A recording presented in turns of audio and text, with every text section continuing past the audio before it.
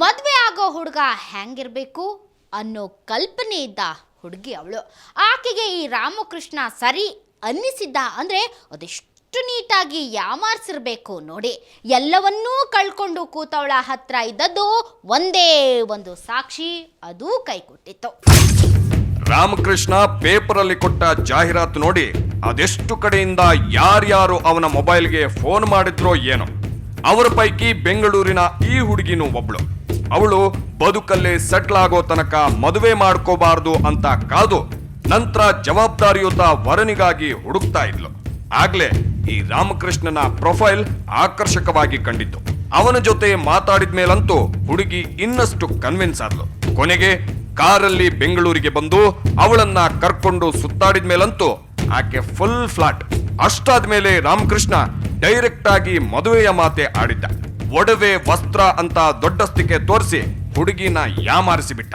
ಸರಿ, ಇನ್ನು 1 ವೀಕಲ್ಲಿ ಮಮ್ಮಿ ಡ್ಯಾಡಿನ ಮೀಟ್ ಮಾಡಿಸ್ತೀನಿ ನಿನ್ಗೆ ಅಂತ ಹೇಳಿದ್ರು. ಅವಾಗ ಹೀಗೆ ಹೇಳಿ ಒಮ್ಮೆ ಮಮ್ಮಿ ಡ್ಯಾಡಿ ಬಂದರು, ನೀನು ಮೀಟ್ ಮಾಡಿಸ್ದೆ ಅಂತ ಹೇಳಿದ್ರು. ಸರಿ, ನಾನು ಮೀಟ್ ಮಾಡಿಸಿ ಅಂದಾಗ ಇವತ್ತು ಅವ್ರೇನೋ ಒಂದು ಕೇಸ್ ಮೇಲೆ ಮಲ್ಲಿಕಾ ನರ್ಸಿಂಗ್ ಹೋಮಲ್ಲಿ ಬ್ಯಾಂಗ್ಳೂರಲ್ಲಿ ಅವ್ರದ್ದು ಕೇಸ್ ಮೇಲಿದ್ದಾರೆ. ಇವಾಗ ಬಿಡುವಾದರೆ ಸಂಜೆಯೊಳಗೆ ನೀನು ಮೀಟ್ ಮಾಡಿಸ್ತೀನಿ ಅಂತ ಹೇಳಿದರು. ಸರಿ ಅಂತೇಳಿ ಆವಾಗ ಆ ದಿನ ಬಂದು ಅವ್ರು ಇವತ್ತೆಲ್ಲ ಜ್ಯುವೆಲರ್ಸಿ ತೆಗಿಲಿಕ್ಕೆ ಹೋಗ್ತಾರೆ, ನೀನು ಜ್ಯುವೆಲರ್ಸಿ ಎಲ್ಲ ನೋಡೋಣ ಅಂತ ನಾನು ಜ್ಯುವೆಲರ್ಸಿ ಎಲ್ಲ ನೋಡಿದ್ರು. ಜ್ಯುವೆಲರ್ಸಿ ನೋಡಿದವ್ರು ಹೇಳಿದರು, ಇದೆಲ್ಲ ಪ್ಯಾಡ್ ಚೆನ್ನಾಗಿಲ್ಲ, ಇದೆಲ್ಲ ಬೇರೆ ಡಿಸೈನ್ ಮಾಡುವ, ನಮ್ಮ ಮನೆತನಕ್ಕೆ ಅಥವಾ ನಿನ್ಗೆ ಇಷ್ಟ ಇಲ್ಲದೆ ಇರ್ಬೋದು, ಆದರೆ ನಮ್ಮ ಮಮ್ಮಿಗೋಸ್ಕರ ಸ್ವಲ್ಪ ಒಳ್ಳೆ ಡಿಸೈನ್ಸ್ ಎಲ್ಲ ಬೇಕು, ಆ ಥರ ಸೆಲೆಕ್ಟ್ ಮಾಡ್ತಾರೆ ನಮ್ಮ ಮಮ್ಮಿ, ನೀನು ಜ್ಯುವೆಲರ್ಸಿ ಕೊಡಂತ ನನ್ನ ಹತ್ರ ಇರುವ ಜ್ಯುವೆಲರ್ಸಿ ಎಲ್ಲ ಇಸ್ಕೊಂಡ್ರು. ಮತ್ತು ನಿಮ್ಮ ಕಡೆಯಿಂದ ಅಂದರೆ ನನಗೇನು ಬೇಡ, ಆದರೂ ನಿಮ್ಮ ಕಡೆಯಿಂದ ಅಂತ ಒಂದು ಸೂಟ್ ನನಗೆ ಅಂದರೆ ಮದುವೆ ಡ್ರೆಸ್ ಬೇಕು, ಅದಕ್ಕೆ ಸ್ವಲ್ಪ ಕ್ಯಾಶ್ ಕೊಡೋಂತ 12,000 ರೂಪಾಯಿ ಇಸ್ಕೊಂಡ್ರು. ಪುನಃ ಅದರ ಟೋಟಲ್ ಅದು ನೆಕ್ಸ್ಟ್ 1,000 ರೂಪಾಯಿ ಸಹ ಇಸ್ಕೊಂಡ್ರು. ಅಂದರೆ ಟೋಟಲ್ 13,000 ರೂಪಾಯಿ ಇಸ್ಕೊಂಡ್ರು ನನ್ನ ಕೈಯಿಂದ. ಹೀಗೆ ಎಲ್ಲನೂ ಕೊಟ್ಟು ಕೂತವಳ ಕೈಗೆ ಮತ್ತೆ ಈ ರಾಮಕೃಷ್ಣ ಸಿಗಲಿಲ್ಲ. ಫೋನಲ್ಲಿ ಆಗೊಮ್ಮೆ ಈಗೊಮ್ಮೆ ಮಾತಾಡ್ತಾ ಇದ್ನಾದ್ರೂ ಮೀಟ್ ಮಾಡ್ಲಿಲ್ಲ, ಒಡವೆಯ ಮಾತಾಡ್ಲಿಲ್ಲ. ಕಡೆಗೆ ಈಕೆನೆ ಆ ಬಗ್ಗೆ ಮಾತಾಡಿದ್ಲು. ದೀಪಾವಳಿ ಹಬ್ಬ ಹತ್ರ ಬರ್ತಾ ಇದೆ, ದೀಪಾವಳಿ ನಮಗೆಲ್ಲ ವಿಶೇಷ ಅಲ್ವಾ, ನನಗೆ ಗೋಲ್ಡ್ ಎಲ್ಲ ವಾಪಸ್ ಬೇಕೇ ಬೇಕಂತ ಕೇಳಿದೆ. ವಾಪಸ್ ಬೇಕೇ ಬೇಕಂತ ಕೇಳಿದಾಗ ನಿಮಗೆ ಗೋಲ್ಡ್ ಇಂಪಾರ್ಟೆಂಟಾ, ಅದು ಮಾಡೋದು ಬೇಡವಾ ಅಂತ ಕೇಳಿದೆ. ಇಲ್ಲ, ನನಗೆ ಹಬ್ಬಕ್ಕೆ ಗೋಲ್ಡ್ ಬೇಕೇ ಬೇಕು, ಎಲ್ಲರೂ ನಮ್ಮ ಕಡೆಯವರೆಲ್ಲ ಗೋಲ್ಡ್ ಹಾಕೊಂಡಿರುವಾಗ ನನಗೆ ಏನು ಹಬ್ಬ ವಿಶೇಷ ಅಲ್ವಾ ನಮ್ಮ ಹುಡುಗಿಯರಿಗೆ ಅಂತ ತುಂಬ ಬೇಜಾರಾಗಿ ಹೇಳಿದಾಗ, ಆಯಿತು ನಿನ್ನ ಗೋಲ್ಡ್ ಹಬ್ಬ ಅಂದರೆ ಇನ್ನೂ 2 ಡೇಸ್ ಇದೆ ಅಲ್ವಾ, ನಾನು ಆ ಹಬ್ಬದೊಳಗೆ ನಿನ್ಗೆ ಆ ಗೋಲ್ಡ್ ಎಲ್ಲ ತಂದು ಕೊಡ್ತೆ, ನಿನ್ನ ಗೋಲ್ಡ್ ನಾನು ಏನು ಮಾಡಿಲ್ಲ ಹಾಗೆ ಇದೆ ಅಂತ ಹೇಳಿದರು. ಅವತ್ತು ಹಾಗೆ ಹೀಗೆ ಸಬು ಬಂದು ಫೋನ್ ಇಟ್ಟವನನ್ನ ಮತ್ತೆ ಫೋನಲ್ಲೂ ಹಿಡಿಯೋದಕ್ಕೆ ಸಾಧ್ಯವಾಗಲಿಲ್ಲ. ಆ ಕೂಡ್ಲೆ ಈ ವಂಚಿತ ಹುಡುಗಿ ರಾಮಕೃಷ್ಣ ಹೇಳಿದ ಅಡ್ರೆಸ್ ಹುಡ್ಕೊಂಡು ಹೋಗಿದ್ದಾಳೆ. ಮಮ್ಮಿ ಪ್ರಭಾ ಅಂತ ಡಾಕ್ಟರ್ ಅಂತ ಹೇಳಿದ್ರು, ತಂದೆ ರಾಜುಗೌಡ ಆಫೀಸರ್, ಈಗ ರಿಟೈರ್ಡ್ ಅಂತ ಹೇಳಿದ್ರು. ಆದ್ರೆ ಮತ್ತೆ ಅವರು ಅಗ್ರಿಕಲ್ಚರ್ ಡಿಪಾರ್ಟ್ಮೆಂಟಲ್ಲೇ ಏನೋ ಜಾಬ್ ಮಾಡಿ ಮತ್ತೆ ರಿಟೈರ್ಡ್ ಆದ್ರು ಅಂತ ಹೇಳಿದ್ರು ನಮ್ಮ ಹತ್ರ. ಆಮೇಲೆ ನಾವು ಮತ್ತೆ ಆ ಹೆಸರು ನೋಡ್ಲಿಕ್ಕೆ ಹೋದಾಗ ಮಮ್ಮಿ ಅವರು ಇವರಿಗೂ ಟಚ್ಚೇ ಇರಲಿಲ್ಲ. ರಾಜುಗೌಡ ಅಂತ ಹೇಳಿದ್ರೆ ಅವ್ರದ್ದು ಅಣ್ಣ ಬ್ರದರ್ಸ್ ಆಗಿದ್ರು, ಪ್ರಭಾ ಅಂದ್ರೆ ಅವ್ರದ್ದು ಅತ್ತಿಗೆ ಆಗಿದ್ರು. ನಾವು ನೋಡ್ಲಿಕ್ಕೆ ಹೋದಾಗ ಇವರೆಲ್ಲ ಸುಳ್ಳು ಸುಳ್ಳು ಹೇಳಿದ್ರು. ಆಗ್ಲೇ ಈಕೆಗೆ ತಾನು ಮೋಸ ಹೋದೆ ಅನ್ನೋದ್ರ ಅರಿವಾಗಿತ್ತು. ಆದ್ರೂ ರಾಮಕೃಷ್ಣನ್ನ ಹಿಡಿಯೋದಕ್ಕೆ ತನ್ನಿಂದ ಸಾಧ್ಯ ಅಂತ ಅವಳು ಅಂದ್ಕೊಂಡಿದ್ದು ಅದೊಂದು ಕಾರ್ ನಂಬರ್ನಿಂದ ನಾನು RTO ಆಫೀಸಿಗೆ ಹೋಗಿ ಕೇಳ್ತೆ, ಅದು ಎಲ್ಲಿಂದಂತ ಅಡ್ರೆಸ್. ಅಲ್ಲಿ ಹೋಗಿ ಕೇಳಿದಾಗನು ಅದು ಅಡ್ರೆಸ್ ಸುಳ್ಳಾಗಿತ್ತು. ಆಮೇಲೆ ಕಾರ್ ನಂಬರ್ ನೋಡಿದೆ ಅಂತ ಹೇಳಿದ ತಕ್ಷಣ ಈ ಕಾರ್ ಮೇಲೆ ಇವಳು ಹಿಡಿದ್ಲಂತ ಇದರಿಂದ ಆ ಕಾರನ್ನ ಇಮಿಡಿಯೇಟ್ ಆಗಿ ಸೇಲ್ ಮಾಡಿಬಿಟ್ರು. ಮತ್ತು ನಾನು ನೆಕ್ಸ್ಟ್ ಡೇ ಹೋದಾಗ ಆ ಕಾರ್ ಬೇರೆ ವ್ಯಕ್ತಿಗೆ ಸೇಲ್ ಮಾಡಿಬಿಟ್ಟಿದ್ರು ಅವರು.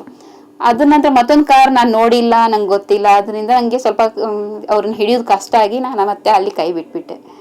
ಇಷ್ಟಾದ ಮೇಲೆ ಈ ಹುಡುಗಿ ಪೊಲೀಸರಿಗೆ ಇನ್ಫಾರ್ಮ್ ಮಾಡಿ ತನ್ನ ಹುಡುಕಾಟವನ್ನ ಕೈ ಬಿಟ್ಟಿದ್ಲು.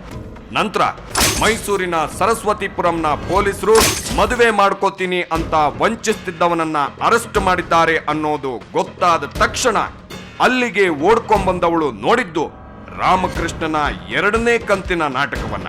ನನಗೆ ಈಗ ಮಿನಿಸ್ಟರ್ ಎಲ್ಲ ಗೊತ್ತು, ನಾನು ಟ್ರಸ್ಟ್ ಮೀಟಿಂಗ್ ಕರಿತೀನಿ, ಈಗ 2 ಡೇಸ್ ಒಳಗೆ ನಾನು ಪೊಲೀಸ್ ಸ್ಟೇಷನ್ನೇ ಕೆಳಗೆ ಮೇಲೆ ಮಾಡ್ತೆ ಅಂತ ನನ್ನ ಹತ್ರ ಹೇಳಿಬಿಟ್ರು.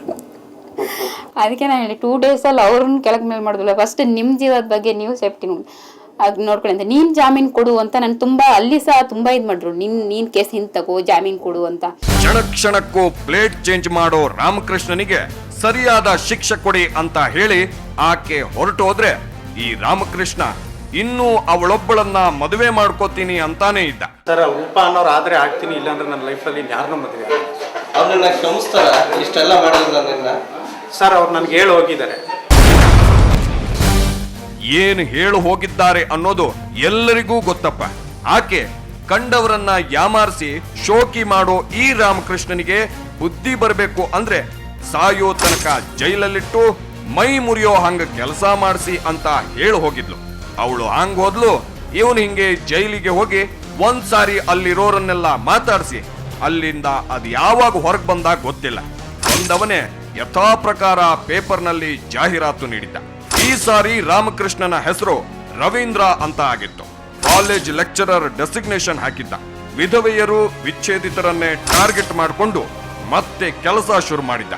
ಈಗ ಇವನ ಬಲೆಗೆ ಅದೆಷ್ಟು ಹುಡುಗಿರು ಬಿದ್ರು ಅನ್ನೋದನ್ನ ಆಸಾಮಿ ಸರಿಯಾಗಿ ಬಾಯಿ ಬಿಡ್ತಾ ಇಲ್ಲ. ಆದ್ರೆ ಹುಬ್ಬಳ್ಳಿಯ ಹುಡುಗಿಯೊಬ್ಬಳಿಗೆ ಯಾಮಾರಿಸಿ ಇನ್ನೊಬ್ಬ ಹುಡುಗಿಗೆ ಗಾಳ ಹಾಕೊಂಡಿದ್ದಾಗ್ಲೇ ರಾಮಕೃಷ್ಣ ಪೊಲೀಸರ ಬಲೆಗೆ ಬಿದ್ದಿದ್ದು.